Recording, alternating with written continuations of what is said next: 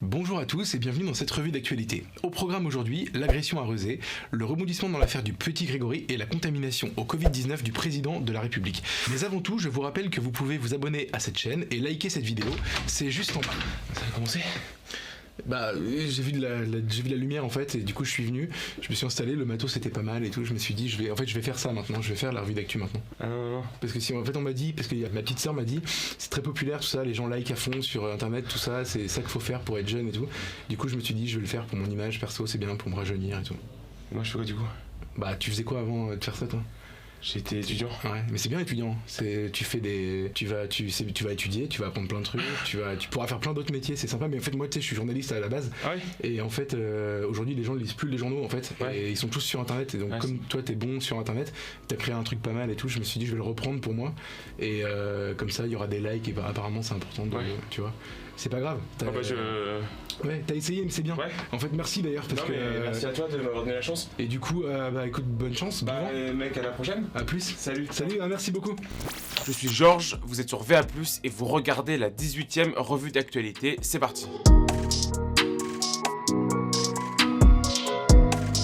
La première actualité de la semaine, c'est l'agression du quinquagénaire dans la banlieue de Nantes à Rezé. Le Guerra, le dieu. Ah, qui a ce prix? J'ai dû les pavés. Oh, j'ai dû les pavés. Oh, pavé dans la tête. Voilà, nique-le. Nique-le. Nique-le. Ah, voilà. Nique-le sa mère. Voilà. Tiens, viens. Voilà. Attrape. C'est bon. Attrape. Rien. Oh, prends-le. C'est bon, il est mort, voilà, c'est bon, il a lâché, voilà. Tuez-le. Voilà, ce cotonnet, il a vite lâché, ouais. C'est direct à la mienne, chez toi. Voilà. Une vidéo a été publiée sur les réseaux sociaux mardi dernier où on pouvait voir un homme armé d'une machette se faire terminer par 12 personnes. On entend celui qui filme insulter la personne au sol, des insultes racistes notamment. L'homme est traité de guer, c'est-à-dire blanc en arabe. Les réseaux sociaux ont d'abord cru qu'il s'agissait d'un policier de la BAC, mais l'histoire a rapidement été reconstituée. C'est un père de famille de 52 ans qui venait récupérer la moto de son fils de 16 ans volée le matin même par une bande de racailles originaire du quartier du Château à Rezé. L'homme était en situation de handicap. À l'arrivée des secours, il était inconscient et souffrait d'une grande plaie à la tête suite au coup de pavé. Bon là, c'est juste complètement hallucinant, mais la maire de la ville, Sandra Impérial, a dit hier que l'attitude consistant à vouloir se faire justice soi-même était préoccupante. On vous rappelle qu'en cette période difficile et à l'approche des fêtes, notre revue d'actualité est toujours ouverte à la mise en avant d'une PME ou d'un artisan.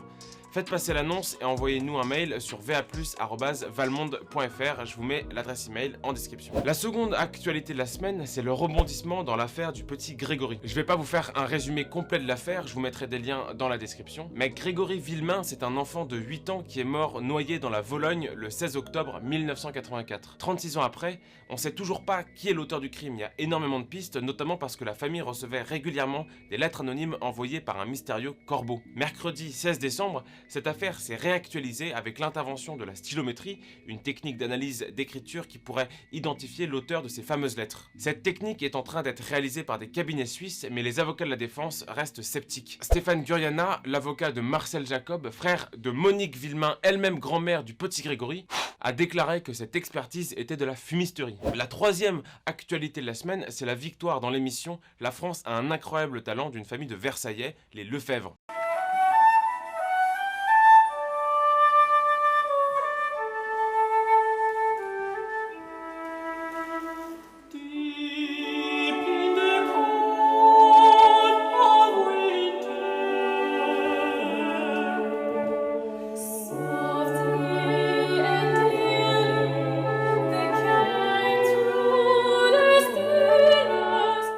Mardi soir, ils ont remporté la finale de la 15e émission et ont donc gagné 100 000 € promis aux vainqueurs. Ils ont dû réaliser leur prestation à domicile puisque un des enfants était positif au coronavirus. Dans la famille, on a Gabriel, spécialiste de musique chrétienne contemporaine, et Anne qui donne des cours de chant dans la paroisse de Versailles. Le couple a eu 6 enfants, Gaël, Blanche, Clément, Emmanuel, Colombe et Raphaël. La victoire a fait l'objet de plusieurs critiques assez virulentes sur les réseaux sociaux en mettant en cause le côté un peu traditionnel et aisé de la famille. La quatrième actualité, actualité, on l'a appris lundi dernier, c'est la mort de l'ancien entraîneur de Lyon et de Liverpool, Gérard Houllier. Il avait été sélectionneur de l'équipe de France en 1994. Il est mort à la suite des problèmes au cœur dans la nuit du 13 au 14 décembre. Gérard Houllier avait brillé en club en entraînant l'Olympique Lyonnais durant la saison 2006 et 2007, en emmenant le club en quart de finale de la Ligue des Champions face au Milan AC. Le monde du foot lui a rendu hommage, notamment Liverpool, je vous mets l'extrait.